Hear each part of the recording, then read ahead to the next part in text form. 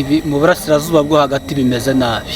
yego Israel, Palestine, ibintu bimeze nabi muri kariya karere. Biriya bintu buriya bizarangira bamwe batiga intambara ya gatatu y'isi, abandi biriya ntabwo bizarangira. Impamvu utazarangira, umuteguro watumye bibaho mbere na mbere niwo tureba, byashyiriweho kugira ngo urangire. kubera iki? Impamvu itazarangira, umugambi washyizweho kugira ngo bimere kuriya, wabikoze kuri icyo yari agambiriye n'iki gikorwa, wari ukugira ngo isi irimbuke. Nta kindi kintu kizabirangiza intambara, ahubwo giye gutuma ibihugu byose ku isi, babonye yuko byagiye bigira imigabane. Hari abari ku ruhande rwa Isirayeli, hari no ku ruhande rw'Abapalestina. Nta kundi urabona ko bigiye gukomeza kumera. Ahubwo n'ubundi barabivuga, kuko uribuka no muri Ukraine hari ibihugu byagiye bifata impande. N'ubundi birangira kuriya nose ntabwo byarangiye. Bura gufata impande ni gahunda yashyizweho kugira ngo abantu bicane barimburane. Ariko ba nyiri ubwite bari abayobora ibihugu bazo bakorera kandi bazi n'icyo bagamije. Ako ibibazo biba ku isi, abantu benshi bakunze kubishinja Abanyamerika ngo nibo babigiramo uruhare. Abanyamerika ni igikoresho kandi si bo bonyine, n'abariya bose bureba, baba Abashinwa, baba Abarusiya, nabona ni ibikoresho mu buryo bwabo. Hari umuntu ushobora kwibaza se buriya ntiyabikoze bishaka, kuko iyo ugiye kureba muri bice burasirazuba hahora ibibazo, Israel ihora ishyamiranye na biriya bihugu by'Abarabu. Iyo ugiye witegereje ku ikarita muri kariya karere, usanga nk'agace kitwa West Bank na Gaza, turiya ni uduce twa Palestine. Ariko kugira ngo uve nko muri Gaza werekeze West Bank, biba bigusaba kwaka pasiporo uca muri Israel, kwaka viza n'ibyangombwa byinshi, kandi kwaka viza uri mu gihugu cyawe. Nibyo nkubwira, biriya bakoze kuriya kugira ngo bariya abantu bakandamizwe, nyamara gukandamizwa bagira uburakari bakore biriya bakoze. Si yuko babikoze mu mafuti, kwica abantu, ukica n'umuntu mutazi icyo mwapfuye, ntabwo ari byo. Kandi ukavuga yuko ubwo urimo urwara intambara ya kibwa. Ubu rero nabo bizaniye akaga ko gucucumwa bose bagashira, kandi ntabwo bizagarukira hariya. Abari nabo bashyigikiye Abasilamu nabo ku isi yose bazahaguruka barwane igihati, nta kindi kizakurikiraho. Kuko hariya usanga nko muri Israel hari agace k'imyemerere, wakwita imyemerere ihuriyo n'imyemerere itatu: Abakirisitu, Abasilamu n'Abayahudi. Kari agace ka Yerusalemu usanga Israel bayoshya, kuko Israel umujyi mukuru wayo ni Tel Aviv. Ariko usanga ibihugu byo mu burengerazuba biyoshya ngo igende hafate, kandi hafashe ubwo Abasilamu ni ukwita babahirukana. Ntabwo ari ibihugu by'uburengerazuba, ni ukuvuga ngo icyo bashaka kugeza ubu kizazana intambara, nubwo n'ingi itoroshye. Niba byo bashaka kubaka umuzikiti wabo, gusenya umuzikiti ngo bubake urusengero rwabo, kuko hariya niyo kibanza cy'urusengero. None kandi bashaka kuvuga ngo uriya muzikiti urababangamiye, kuko ntibashobora kuhubaka kandi ngo bariya bahabi, byaba imvururu, byaba ikibazo. Ngo Abasilamu bahafite umuzikiti witwa Masikita Al-Aqsa. Uwo muzikiti rero kugira ngo urusengero rwongere kuruhage, ni uko wasenyuka, kuko n'ubundi hari igikuta cy'amasengesho, hari urukuta rw'amasengesho rwasigaye igihe urusengero rwasenyukaga. Kuba rwarasigaye kugeza uyu munsi nabyo ubwabyo ni wandazi, imyaka 2000 irashize. Ni kera. None bagenda iyo bagiye kuhaganyira urukuta rw'amaganya, baragenda bakajyayo rero, bamara kugerayo bakahaganyira, no bahura n'Abasilamu bavuye gusenga kuri Juma, ugasanga bateranya amabuye, ibintu bigacika.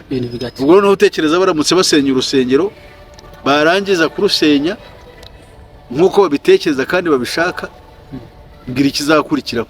Ese bo niba ku rusengero rwabo ruzagira amahoro? Ntabwo tubizi, ariko bashobora kubikora, ariko bakabikorera mu ntambara ikomeye ya jihadi, nkubwira igomba kurangiza isi yose. Reka turi mu gihe cy'imperuka cyo kurangira kw'ibihe byose. kuko kari agace rwose bizagorana kuko ibihugu usanga bifata impande za Iran ati Israel igomba kuvaho, ibindi bihugu Amerika ikavuga ati umuhungu wanjye ndahari, ura Israel wahitaho umuhungu wa Amerika. Ntabwo Israel umuhungu wa Amerika, ahubwo Israel itegeka isi yose, itegeka abanyamerika. Abayahudi banyireye Israel, na iriya ni umushinga wabo, ni na Amerika n'undi mushinga wabo. Bakoresha buri kintu mu nyungu zabo. Inyungu zabo se ni za Luciferi. K'abantu abo bita aba geopoliticians bo bavuga yuko Amerika ahubwo Israel ari igikoresho cyayo ikoresha mu gukontorora uburasirazuba bwo hagati. That is the opposite of what they think. Israel niyo itegeka isi. Ariko si Israel nk'igihugu. Icyo bita the Jewish nation. Cyongereza no kuvuga ngo ubwoko bw'abayahudi. Ntabwo buri muri Israel gusa, buri hirya no ku isi. Kandi nibwo bufite ubutwari. Israel bayishyize hariya kugira ngo bashoze ya imvuru zishingiye ku myizerere hagati y'abasilamu n'abayahudi.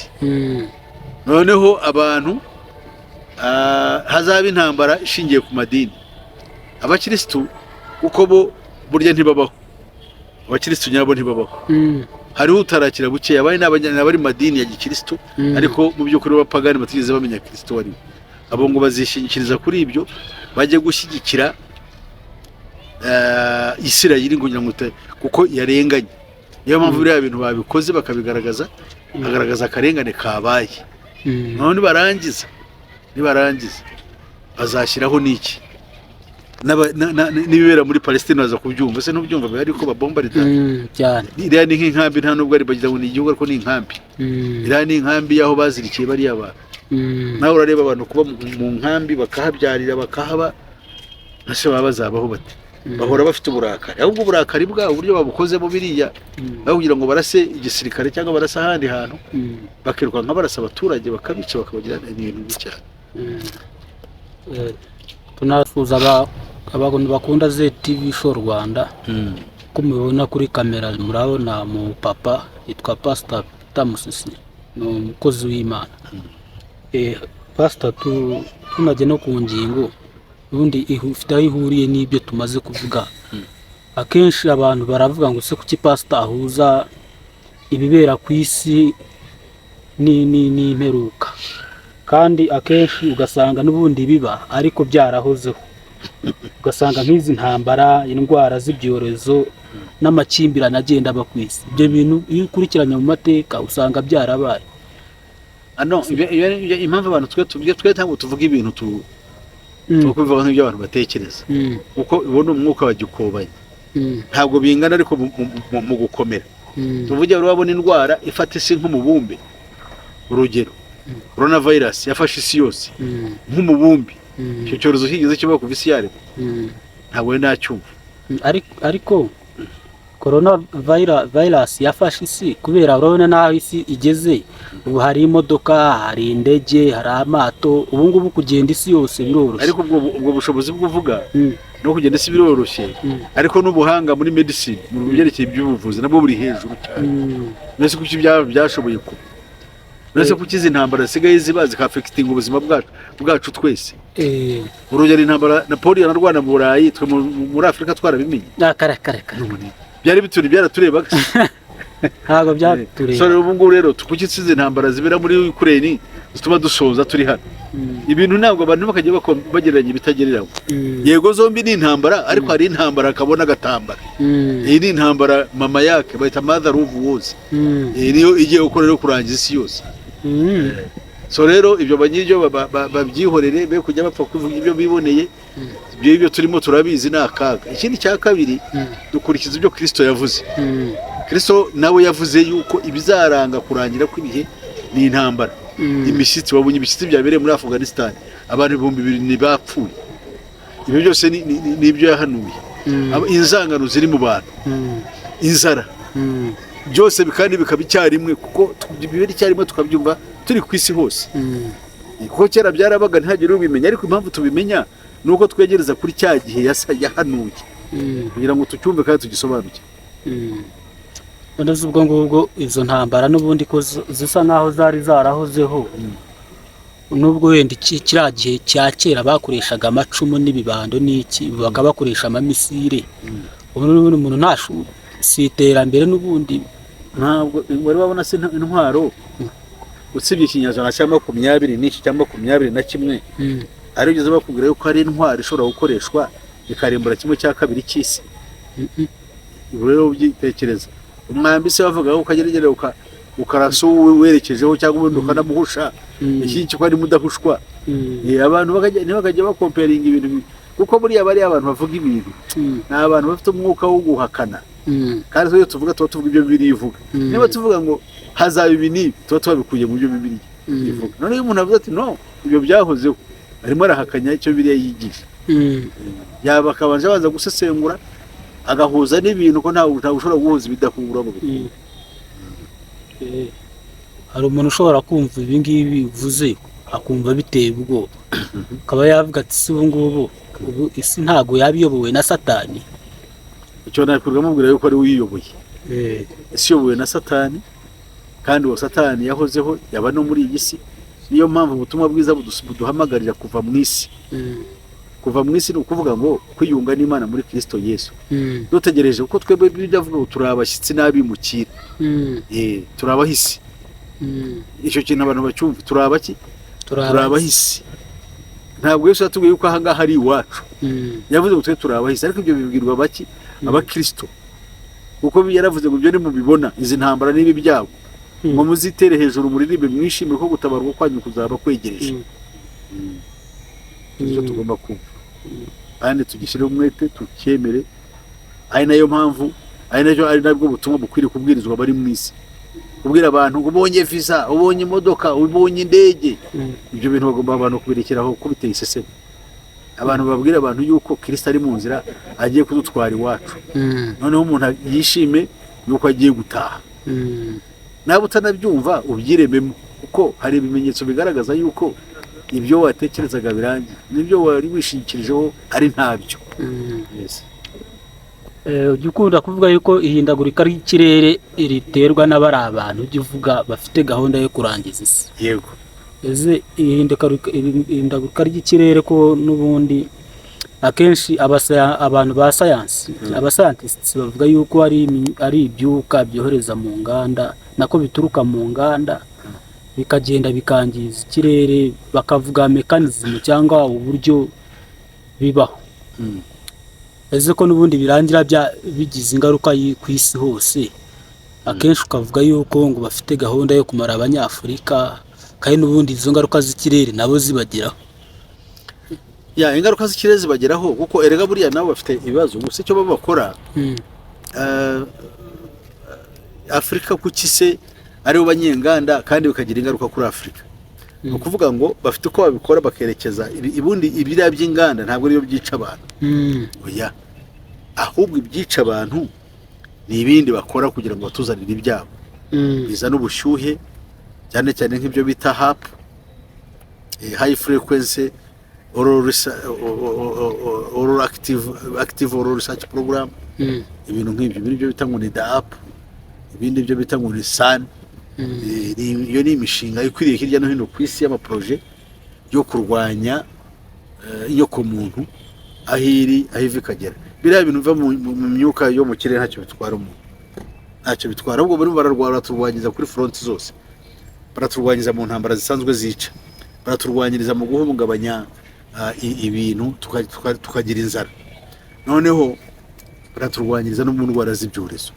Those are three fronts ziri major ukwica abantu. Indwara z'ibyorezo zituma bagira access ku mibiri yacu n'ibi ngibi byo baturohamo bakatwicisha za kansa bakatwicisha inzara kubera kumanika imvura mu kirere ikabura yazi kaza irimbura abantu yazi kaza yica ibintu ibibazo bikomeye ibyo byose barabikora. Hano se biriya birere nanone izi imyuka iva mu nganda kwidasaba pasiporo ko ikirere kiba kigize kitagira imipaka. Umuntu ashobora kwibaza ati se n'ubundi ibyo ngibyo byo kuvuga ngo ni ikirere barakimanipira kandi nanone iriya myuka iva mu nganda z'Abashinwa n'Abanyamerika n'Abanyaburayi ubundi bikarangira bitugizeho ingaruka hano muri Afurika. Imyuka nakuye ko itabaho. Iriya iva mu ruganda ntabwo ibaho. Yiba ari imyuka yatwicaga akaba yarayishe bwa mbere kuko nibo bafite izo nganda. Icyo nkubwira se ntucyumva wowe kankubaze.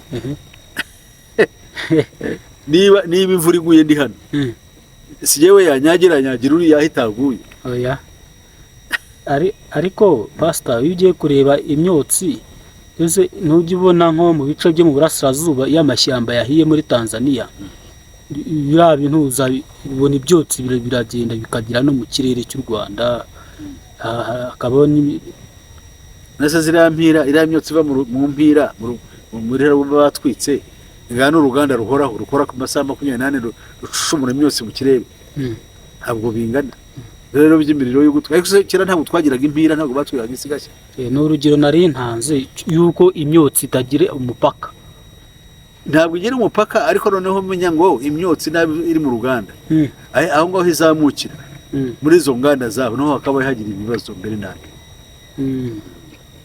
Buriya se umuntu ari umuntu ushobora kwibaza ati n'ubundi amatsiko ya muntu ubundi si yadutera ibibazo byose kuko ikiremwa muntu cyagiye kivaruwa cyangwa gihindagurika n'amatsiko byose urabona ko kamere muntu.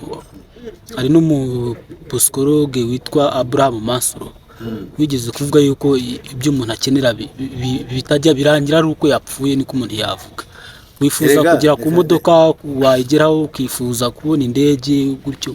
Ibi ndabyemera ariko ibintu byitwa philosophy psychology ibintu byo bita ngo ni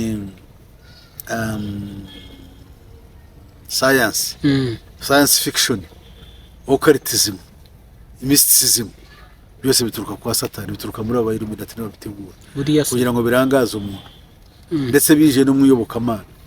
Niyo mpamvu iyobokamana rero risigaye ari ukubandwa no guterekera kandi ibyo abantu bakunda bamwirita umuntu guhamagara abantu mu muzi dusenge akaba umutangi tura aha ngaha musabira umugisha urugero cyangwa umuntu akakubwira ngo fata ibase ujye hariya nkuhagire ndagukuraho imizimu byanditse se muri Bibiliya cyangwa umuntu akwereka ati igishushanyo ureba nukikubita imbere urabona imigisha ukiramye uko kandi hakagira ababyemera koko ababyemera ibyo harimo na witchcraft harimo kuroga abantu hari amadini burya araroga harimo ibintu bya occultism no kuroga uburyo abantu ubwenge bwabo burangira umuntu akabukoresha bidafite umumaro byose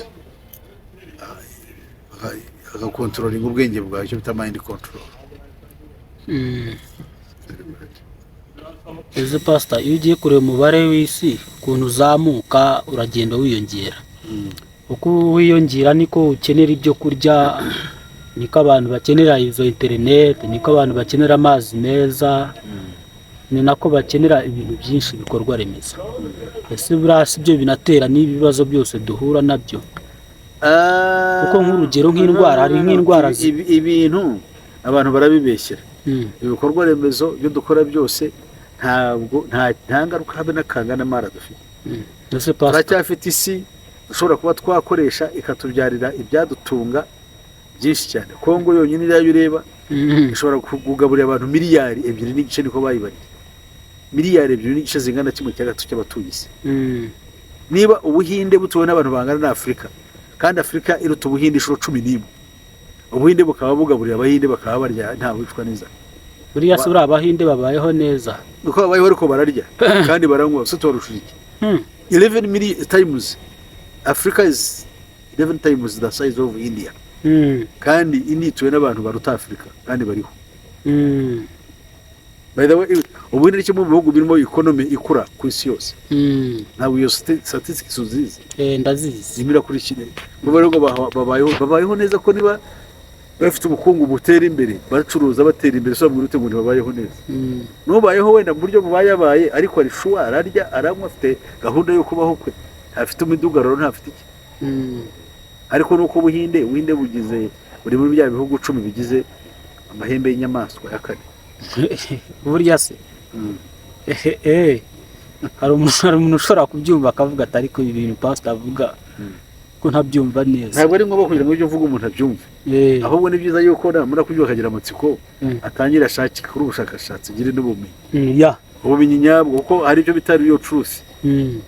What is the reality of truth in concerning creation and what exists in the earth?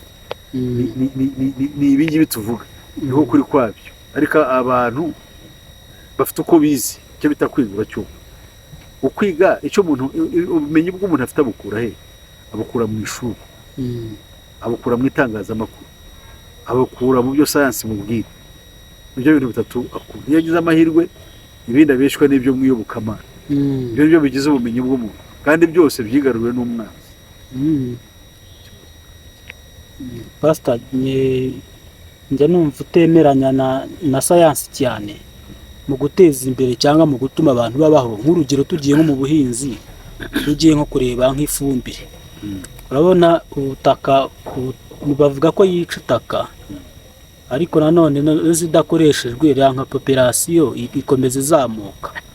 None ubwo idakoreshejwe ifumbire, kandi ifumbire ikaba ishobora mu kugira uruhare mu kweza imyaka abantu Afrika itabaye disorganized, yahingira isi yose ikabona ibyo kurya. Amakuru ufite ntabwo wowe uyafite. Amakuru yuko Afrika itagomba kuba muri framework y'ubukungu ku isi, kubera ko iramutse igiye muri framework y'ubukungu ku isi yakira kuyexploitinga ngo bayinyage ubutunzi bwayo mu bikundi byakunda. Kandi ikintu cyo ifite n'ubutaka bwakabibugaburira abantu. Ayo mafumbire y'uvuga ubwawe uravuze yuko aroga ubutaka. Hakabaye hariho amafumbire dufite yacu y'imborera agaburira abantu. Buriya se byakunda aya mafumbire y'imborera ava kuri organic matters? Yes, byakunda kuko dufite amatungo, dufite ibintu byose. Afrika yakaba ifite ubutunzi bukomeye, kuko ikintu cya mbere umuntu akeneye ku isi ni cyarya. Usanga uretse ngo dukeneye ingano iva muri Ukraine. Ukraine kuki se bayemera kugira ngo duhe ibyo kurya n'Uburusiya? Ibyo byashiriho kugira ngo baduhake. Kuko bariya Uburusiya buri muri Illuminati, numwe mahembe 10. Niba aribwo buza ibyo kurya bitugaburira no kuduhindura abacakara biroroshye. Kandi dufite ibyangombwa byatuma twigaburira.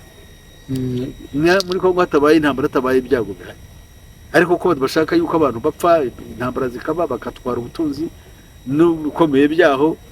Muri Nigeria n'urugero, hano muri Uganda n'urugero, Tanzania ni igihugu kinini cyane gishobora kuba cyahingwa, ariko se imvura nitagwa nk'ubu imvura ntigwa, Tanzania bwizayizera iki? Kongo siyo ngizera iki? Uganda se yizera iki? Kenya baricwa n'inzara. Why?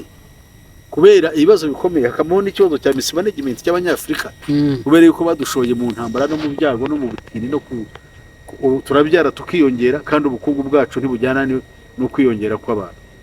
Kandi batushoyemo intambara, badushoyemo ibintu bya multipartism, mu bintu bya za muri demokarasi, bikarangira abantu baryana bicana, none ubukungu bugasubira inyuma, abandi imitungo bagasahura batwara hanze, ubwenge bwabo bwararangiye.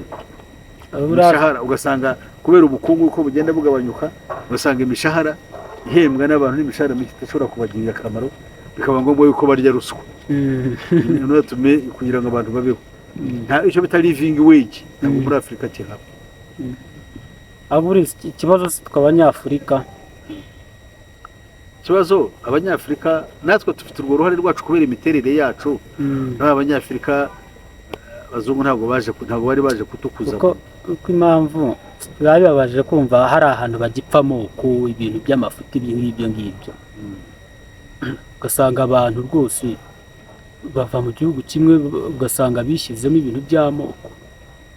Yes, bibona hirya no hino. Burya rero icyo bitera turakizi, inzangano zose zishira abantu kuryana no kwangana no gupfa mibereho. Bose bari abantu twazo tubavuga bamanutse bakajya kwica Abayuda, bakica Abayahudi base bamere kuya n'abana n'iki.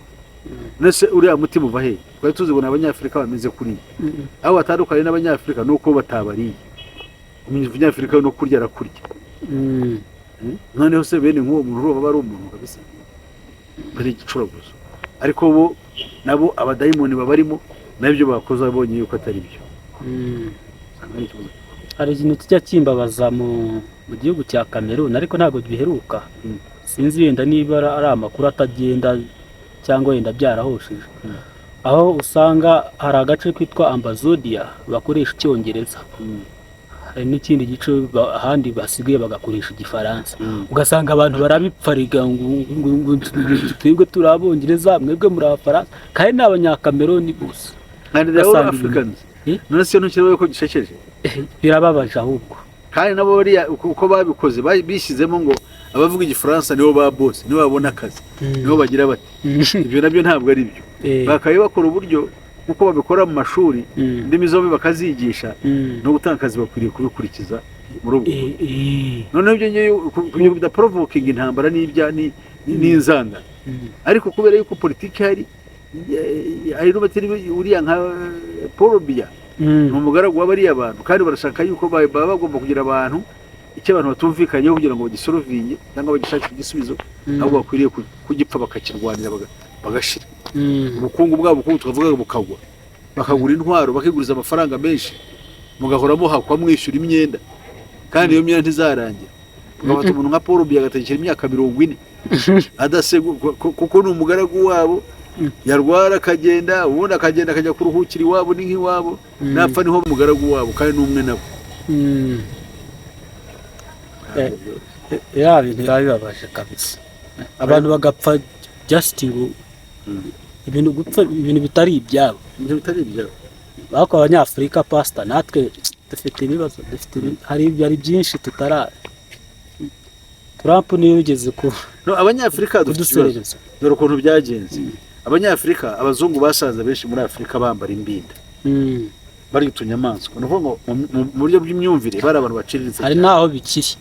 Yes oya birana nabari ababivuyemo ntabwo babivuyemo kuko impamvu batabivuyemo bagize bate gusaba habwa umuco w'abazungu no bahawe ururimi rw'abazungu ariko ntabwo bahawe umuco wabo kuko umuco wabo ntabwo bapfa kuwufata. Umuco ni ikintu umuntu adevelopa with time akagera kuri uwo rw'imyumvire akajya n'imitekerereze.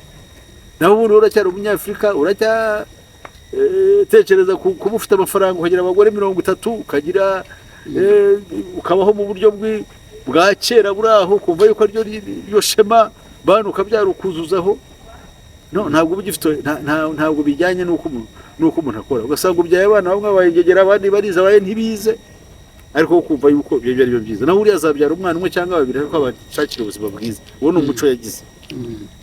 Bige bakure kandi baze baguhakiye ufite abana 100 kuko bafite ubushobozi n'uburyo kandi ikintu cyateguwe ari nayo mpamvu bagupangira gupfa. Muryane mwicane nimurangiza muhungiri wabo mugwe mu mayira nimugeri wabo mwicwe n'inzara n'ubukonje n'iki byose kandi mutungo mwari ko nta muntu utazi kwandika niba cyane bajya mu Burayi. Abita ngo bizeho barasobanutse bagira bati n'uko nk'abagiriye cyane cyane bava mu West Africa za Nigeria n'ahandi. Pastor umunigeze kumbaza ngo nzakubaze kuki Yesu ngo azaza nk'umujura kuki atateguje abantu nk'uko nk'umukuru w'igihugu agiye nko kujya mu karere runaka abanza agateguza abaturage hanyuma nka mbere y'icyumweru bakaba babizi ko azabasura bakamwitega. Yaratubwiye ngo tube maso tube maso kuko azaza mu gihe tutateganyije kugira ngo tutirara tube turi maso ko harimo babifata nko kubishya se afite ngo Yesu rega buryo ushaka kuvuga ikintu iyo tubicisha abantu Yesu ntabwo utangira ku byo yavuze utangirira uwo ari we uko yaje n'ibyo yakoze noneho n'ibyo yavuze ukumva yuko byavuzwe n'umuntu ufite authority. Yes avuga uwo ari we ibyo yakoze kuko yakoze ibintu yaravuze ngo imirimo nakoze iyo niba mutagishijwe n'ijambo ryanjye munyizezwe n'iki n'imirimo nakoze. Imirimo yakoze ni ihese cyambere uburyo yavutsemo n'ibitangaza uko yabaye yakoze imirimo itigeze kurwa n'undi yavutse ngo hatabayeho guhura k'umugore n'umugabo. Yes no gupfa nuko yarapfuye arahamwe harazuka ajya mu ijuru abahamya barahari. Ikimenyimenyi gikomeye nuko abahamya bamukurikiraga nuko yabasize inyuma bagakora imirimo nk'iyo yakoraga ibimenyetso n'ibitangaza kandi bakavuga n'ubutumwa bwiza bw'ubwami ariko abantu bakakubuza kubarwanya ko bashaka gukora. hano rero icyo nakubwira ni uko dukwiriye gutekereza twitonze tukava mu bidafite umumaro. yari Pastor Tamusisi Zeri TV show Rwanda. Abantu soje abantu bose bari hanze y'u Rwanda n'abari mu Rwanda, aba ku isi hose. Yego. Imana ibaha umugisha abantu bose turabashubuje bakurikira Zeri show Rwanda. Imana ibaha umugisha, komeze mukurikire amagambo tuvuze, nubwo ari amagambo make ariko n'amagambo kurikira arasa ku ntego ibijyanye n'ubugingo bwanyu. Inama tubarangira niyo gusubira ku rufatiro, ibera mwese ntacyo mwabihinduraho, kandi kuvuga ngo ntabwo ntibindeba nacyo ni ikibazo, kuko uvuze ngo ntibindeba kandi izi yawe shya uyirimo ukavuga ngo ntibindeba ni ikibazo. Isahu yawe n'ubugingo bwawe usahura ubushyira muri Kristo Yesu, niwe kizimya mwoto uzadukiza umuriro uri muri iyi si. Ukwizera Yesu tukamutegereza no kumutegereza binyuze mu kubarwa no kwihana no kubarwa ibyaha, nicyo kinezeza Yesu. Mu ijuru y'umunyabyaha umwe yihannye, mu ijuru impundu ziravuga hakaba ubukwe. Hari umuntu ugize kumbaza ngo Yesu ko amaze imyaka 2000 ngo baracyariho, tuzamutegereza mpaka kugeza cyangwa yabaga baza cyangwa yabaga ashaka kwerekana yuko ibyo atabyemera. Niba baza yasubizwa ngo ariho kandi azaza kandi ari mu nzira, kuko twebwe icyo tuheraho tumwemera, nkubwiye ibyo yakoze tukareba n'ibyo yavuze, no tukareba n'ibyo yahanuye. Bakuri bwa buhanuzi bwanjye bumwirwa hirya no hino mu mayoga n'abandi, ahubwo ubuhanuzi bw'ukuri bugaragaza ibiriho, kuko abari bagira umwanya wo gukurikira iby'ukuri. Iyo babonye ibintu nk'ibi kugira ngo babyihuza, ajya mu kabari kavaho yasinze, ejo akabyuka afite inzara ashaka icyarya yabuze epfo na ruguru. Ariko ushaka Kristo agushurira ubwiru burenze ibyo watekereza. Urakoze cyane Pastor. Twasoza n'isengesho. Urakoze Imana ishobora byose yo mu ijuru, tugushimiye imbabazi zawe n'urukundo rwawe tuduhurira aha. Abazakuri iki kiganiro turabasabira kugira ngo bazakizwe binyuze mu guhindukira ukuri, kuko ubutumwa bwiza bw'ubwami bubwirizwa muri iyi minsi atanashaka kumera ngo abusimbuze ibinyoma biriho n'ubuhanuzi bw'ibinyoma n'inyigisho zigoramye n'ibindi byose bitajyanye n'ukuri twaha. Nuko rero shima kwemeye kubikora Mana yacu, mukiza w'ubugingo bwacu, ndamarije mu izina ryawe rero Yesu Kristo Umwami wacu. Amen.